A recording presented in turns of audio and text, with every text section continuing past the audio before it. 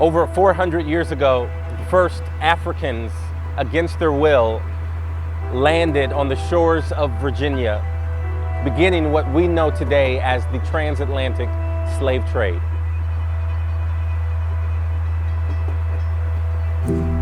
My ancestors were beaten, were raped, and forced into enslavement, not for 10 years, not for 100 years, but for 300 plus years. On January 1st, 1863, President Abraham Lincoln signed the Emancipation Proclamation. However, this proclamation didn't fully take place for another 2 years. On June 19th, 1865, Union soldiers marched through Galveston, Texas, proclaiming all slaves to be free.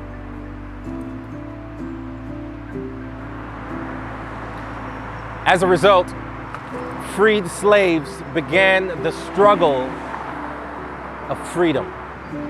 In fact, one of the largest settlements in the country during that time of freed slaves was right here in North Dallas. We are in what was formerly known as Freedman's Town.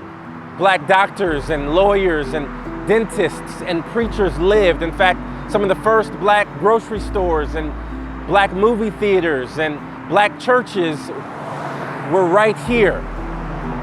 I am standing in what is known today as Freedmans Cemetery. It was in this area that thousands of freed slaves were laid to rest in the late 1800s, early 1900s. Fast forward to 1946, when the city of Dallas embarked on building its first freeway, known as I75. These black doctors' offices and grocery stores and movie theaters and churches that were now owned by the grandchildren of these freed slaves were forced to close, including the cemetery. Some of the headstones were used as rubble to form and to pave the way for this new highway. 40 years later, the city decides to expand I-75. And as archaeologists are preparing for this expansion, they're digging and they find underground a sign that says Freedman's Memorial.